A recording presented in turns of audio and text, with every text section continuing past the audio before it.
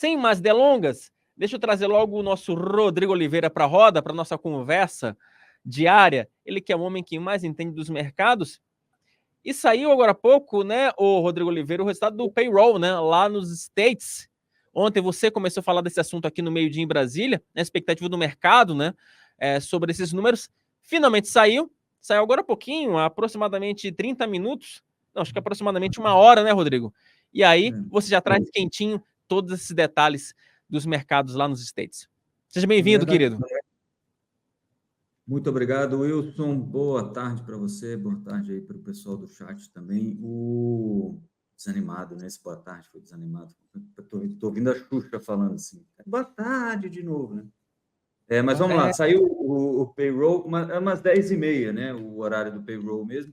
Veio acima das expectativas, então, vamos lá. Aí depende de que lado do balcão você está para você comemorar ou chorar esse número. Veio com maior abertura de vagas do que o esperado pelo mercado, o que é bom para quem está procurando emprego nos Estados Unidos. Mas, para o mercado financeiro, foi visto como uma má notícia. Né? Eu vou explicar já para vocês, mas aí o esperado era o seguinte: 175 mil novas vagas, vieram 216 mil novas vagas no payroll, né? A abertura de 216 mil novas vagas. Aí você fala, mas por que o mercado acha isso ruim? Porque para o mercado, se o mercado de trabalho, né, se a geração de emprego ainda está muito forte, é sinal que o Fed deve manter os juros mais altos por mais tempo para segurar essa geração de emprego.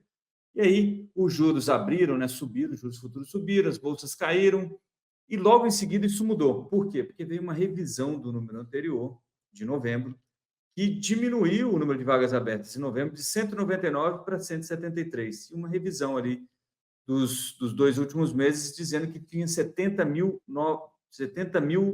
vagas a menos do que o calculado no mês passado. E os mercados melhoraram de humor, tá? Em função disso. Mas isso lá nos Estados Unidos, né? O que nós aqui temos a ver com isso? O que a gente aqui em Sucupira tem a ver com isso? Ora, meu caro gafanhoto e gafanhota e gafanhote, o que acontece? Os juros norte-americanos acabam impactando os juros do mundo todo, afinal de contas, eles são os juros base do planeta, basicamente.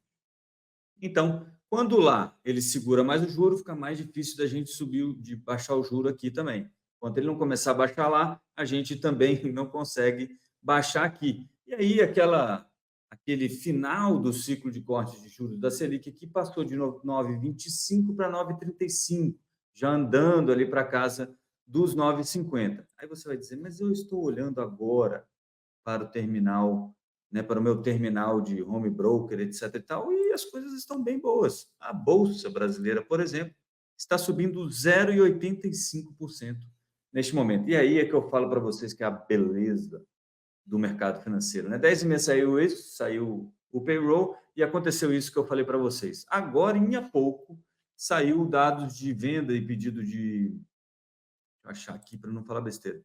E pedido e encomendas para a indústria, e esses dados vieram mais em linha com o que o mercado achava, e na parte de serviços ali, que era no ISM de serviços, o emprego veio bem abaixo do esperado. Isso melhorou o humor do Antônio Carvalho aqui, falando sobre gafanhotos.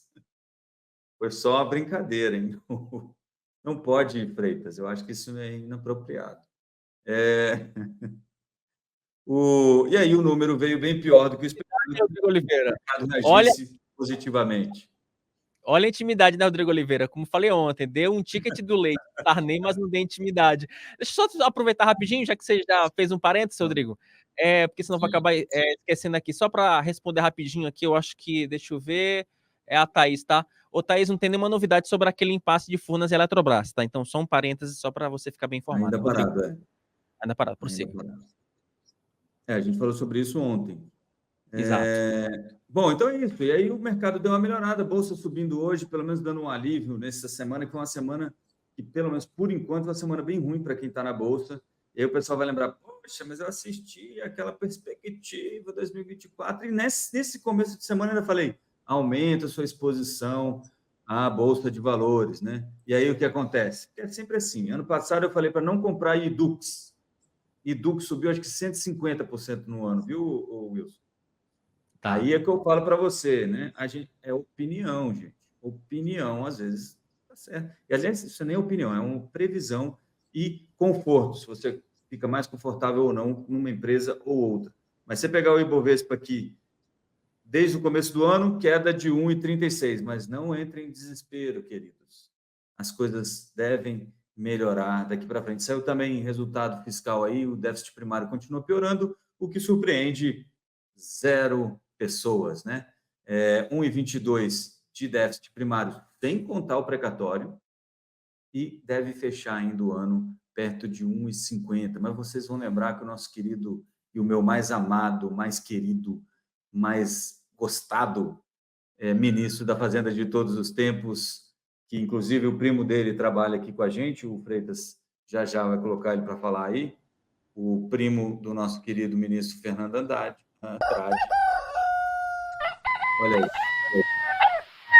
Nosso querido Galo Andrade também prometeu para a gente que o déficit chegaria a 1% do PIB. Olha só que coisa. E vamos fechar o ano próximo de 1,5% de PIB, do PIB em déficit primário, que é quanto o governo teve que gastar a mais do que ele arrecadou. O que isso quer dizer? Que vai aumentar a dívida, e já tem aumentado a dívida. E aí, quando aumenta a dívida, fica mais difícil de baixar o juro e acaba ajudando, adivinha quem? O tal do rentista, que é a pessoa que está lá emprestando dinheiro no Tesouro Direto e coisas parecidas. Muito bem, então teve isso também hoje, mas isso não tem afetado muito o mercado não está olhando para isso com muita seriedade por enquanto, até porque todo mundo já imagina que isso vai acontecer. O que o mercado vai reagir talvez com mais força vai ser lá em março, se acabarem por mudar a meta fiscal para 2024. Beleza, Wilson? Hoje vai ser um pouquinho mais curta a participação do nosso Rodrigo Oliveira, porque tem Duda Teixeira fazendo o resumo da área internacional. E o Rodrigo Oliveira precisa descansar, né, gente? Pelo amor de Deus, né? Essa semana ele esteve em todas as edições do Meio Dia em Brasília. Isso vai ser hábito. Vocês amam o Rodrigo Oliveira, mas o Rodrigo Oliveira, ele é pai, ele é consultor, ele é presidente da República de Sucupira, ele é jornalista, enfim. O cara é multi... Como é que é, Rodrigo? Como é que é, Rodrigo Freitas? Eu também estive em todas Freitas dizendo aqui, eu também estive em todas as edições do Meio Dia em Brasília dessa semana. Freitas, mas você é pago para isso. O Rodrigo Oliveira aqui não. Ele faz de cortesia aqui, entendeu? Então, assim, aqui é trabalho voluntário do Rodrigo Oliveira, entendeu? Você não, você é pago para isso, meu amigo. Você é pago para me aturar, entendeu? Mas você sabe,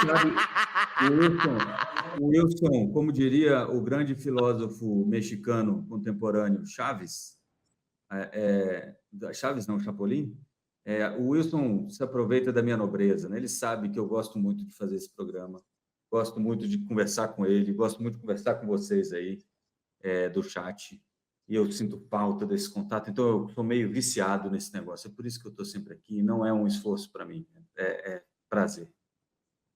Não, sem dúvida nenhuma, Rodrigo Oliveira. Tem alguma outra coisa? Vou falar algo, daqui a pouco sobre o programa de parcelamento da Receita Federal, mas tem alguma outra coisa para poder fechar no programa de hoje, Rodrigo, para a gente seguir o rumo? Só passar aqui pelos mercados, então, rapidinho. Como eu disse para vocês, os juros começaram subindo, né, no dia, começaram abrindo e já voltaram um pouquinho em função desses novos dados que entraram agora no panorama aí do investidor global, né? Que são dados americanos que indicam que a economia americana talvez já esteja chegando num limite para aquele juros e as coisas regrediram um pouquinho. Então, os juros futuros caindo um pouquinho e Ibovespa deu uma disparadinha aqui nesse dia 0,90 de alta, com a principal contribuição aqui, Itaú, Bradesco, B3. Diga, Wilson. Ô, Rodrigo, me tira uma dúvida, de novo, né? Mais um momento Kinderova aqui, que não estava na pauta, mas porque eu me lembrei, porque é um assunto que a gente vai tocar na próxima semana, e aí eu sei que é algo que você pode me ajudar a esclarecer um pouco. Na próxima segunda-feira, o governo Lula vai fazer aí um ato alusivo ao 8 de janeiro. E aí me veio aqui à cabeça a seguinte pergunta: 8 de janeiro impactou todos os mercados ao longo do ano de 23 ou não? Não, não, não. A resposta curta e grossa é não. Não houve reação dos mercados. Na verdade, vamos lá, o mercado financeiro ele é muito tende, né? Pelo menos difícil de falar isso, não é exatamente isso. Mas assim, ele tende a ser menos, não tende não, mas ele foi menos emocional nesse assunto específico. Sim. Não houve muito uma impressão por parte dos agentes do mercado financeiro de que isso pudesse realmente causar algum transtorno, algum problema. Né? Como foi fim de semana também, as coisas, mercado fechado, não teve nenhuma reação. Quando reabriu, estava tudo certo já, tudo controlado, então não teve nenhuma repercussão no mercado financeiro em si. O que repercutiu no mercado financeiro foi o posicionamento do presidente sobre o Banco Central, posicionamento sobre reforma fiscal ou responsabilidade fiscal, avanço aí de alguns planos para investimento, tributação de dividendos, essas coisas. Né? Tá certo. Ó, e Rodrigo, eu queria me despedir de você, mas o chat não deixa. Ó, o Antônio de Carvalho tá te mandando parabéns aqui, né? E a Maria Obrigado, Antônio. uma coisa muito simples. O que você acha de Bitcoin?